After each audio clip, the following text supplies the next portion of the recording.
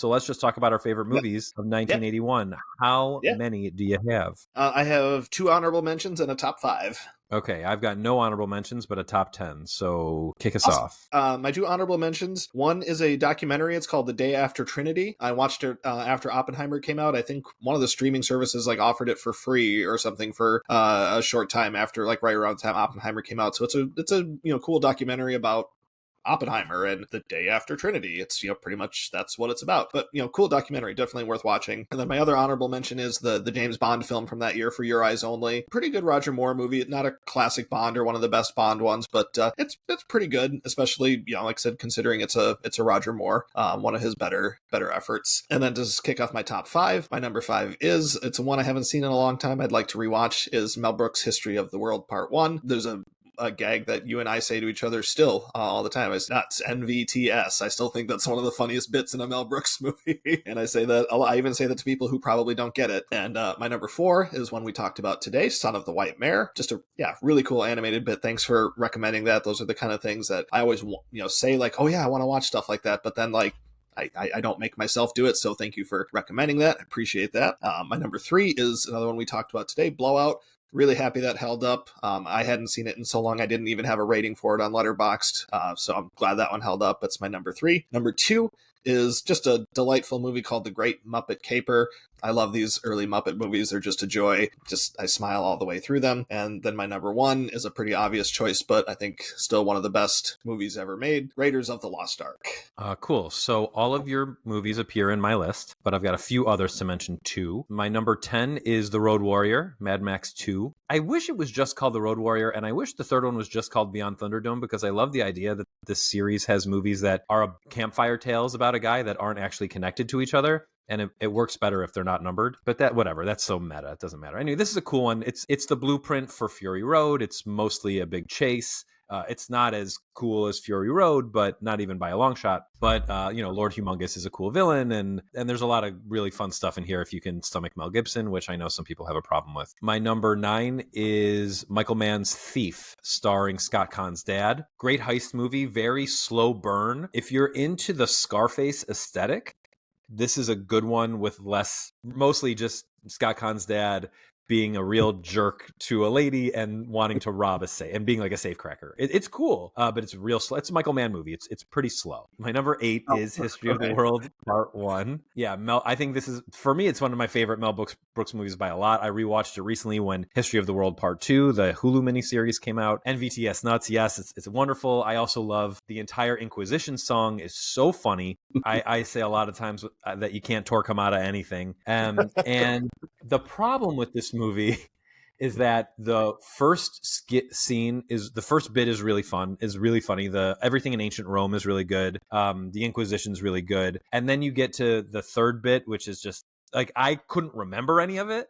And it's because it's not that funny. So that's why it's 8 on my list and not 2, even though for me it was a seminal comedy growing up. My number 7 is The Great Muppet Caper. I also like it a lot. I think of my top Muppet movies. This might be number 4 after the Muppet movie, The Muppets, and Muppets Take Manhattan. But I really like The Muppets, and this is a really good one. I mean, 4 is high. There's a ton of Muppet movies. So yeah, those three above it are all. I mean, I love all 3 of those too. So yeah, no argument there. This one was actually directed by Jim Henson. I highly recommend Jake, if you haven't seen it, and anyone listening, if you haven't seen it, to watch the Jim Henson documentary that was directed by Ron Howard. It's on Disney Plus right now. Really good, and gives you a sense of what he was going through when he was still making the movies and the shows and being kind of a rock star. Also, I just saw, you saw it too, Saturday Night. And his character is very funny. I see people mad about his character in Saturday Night because he's getting crapped on, but it's that happened, man. They weren't nice to him.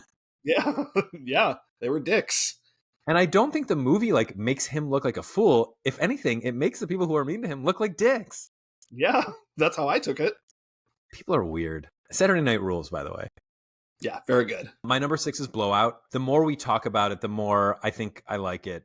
In fact, when we were talking about just the way that the scream, the final death scream at the end, comes back around to the scream that they couldn't get right in the beginning of the movie, and that comically throughout the movie, his producer still can't get right no matter who he auditions for the role. That's a very cool tag at the end of the movie, even though it's something that was funny throughout the movie made very tragic at the end. Yeah, it's a bold ending. I've kind of compared it to it's not similar in execution, but similar I think in guts to. I used the word guts when we talked about Five Easy Pieces. I think it's a pretty gutsy ending to tack that on the way he did to this movie. Yeah, I'd say even more so because this. I mean, like in both cases, your hero becomes a scumbag. In Five Easy Pieces, he's been a scumbag the whole time.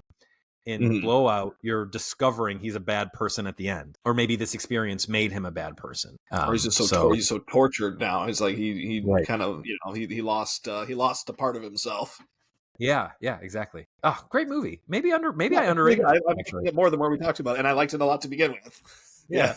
My number 5 is Isao Takahata movie that a lot of people haven't seen. I don't know if it's easy to watch even. Actually, I think it's quite difficult. It's called Chi the Brat. So it's an early Takahata movie. Takahata would become famous for directing Grave of the Fireflies and Only Yesterday, which we've talked about on this podcast. One of the greatest animators of all time. One of the greatest animation filmmakers ever. Chi the Brat's really fun. It's about a spunky little girl who has a deadbeat dad, and her being verbally abusive to him because he's such a deadbeat, and sometimes going to see her mother who abandoned them. It's really good. Takahata, man, you cannot say that Takahata is better than Miyazaki. I mean, they were partners, right? But I will say, I wish more people gave Takahata credit for making like really grounded animated movies that hit really hard. Like maybe not like Pompoko, which is really weird and about raccoon testicles, but Chi the Brat and Gouch the Cellist, like these are great early like 80s animated films that no one talks about that I think deserve a lot more attention. So hopefully this helps in that regard. My number 4 is one I just watched for the first time recently so I could have a top 10, An American Werewolf in London, which I wound up loving. This is a movie is filled with Jewish symbolism, like symbolism about like the strangers in a strange land aspect of being Jewish, about 2 Jewish kids who go to London and are attacked by a werewolf, and what being in a foreign place during this ordeal does to the one who survives. Although you don't lose the one who died, he shows up as a zombie throughout the movie, or a ghoul, or a ghost. I don't know. It's also quite funny. It's very violent for how funny it is. Well worth checking out. One of John Landis's better movies. He's made a lot of clunkers and done some bad things in the industry, but this is a great contribution to movies. My number 3 is Son of the White Mare. If you want to get into European animation, which has been around forever, like the Czechs and the Hungarians, like they have been doing it since the beginning. They're like pioneers in it. This is a good entry point and one of the more entertaining and accessible ways to do it, even though it's pretty out there. My number 2 is an Albert Brooks movie, Modern Romance. Not his best movie, but maybe his second best movie, maybe third. I don't know. It doesn't touch, for me, Defending Your Life, but it gets pretty close. About a very dysfunctional, what a surprise. It's about Albert Brooks and being in a dysfunctional relationship. You don't say. It's extremely funny, and it's just great to watch him deteriorate, want to get rid of this woman, want her back, want to get rid of her, be jealous of her, get married to her, have the marriage immediately dissolve. It's pure like mainline Albert Brooks. I think even though you didn't like Real Life, I still think you would really like Modern Romance. And then my number 1, just like you, is Raiders of the Lost Ark. I am not the biggest Indiana Jones guy, but this movie is undeniable.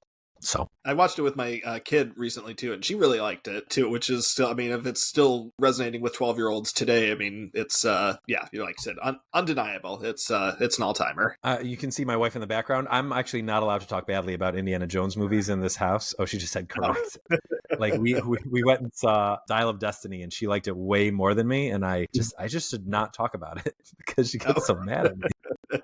I liked that one. I liked it okay. I did not. But I'm a Crystal Skull defender, so I think there is merit. I don't think it's like a great anything, but like I think people who crap on it are like for I don't understand it. There's a lot of reaching. Yeah, me too. But I think with Dial of Destiny, I could feel that it wasn't a Spielberg movie, so maybe there was some of that happening too. And I like James Mangold, obviously. Yeah.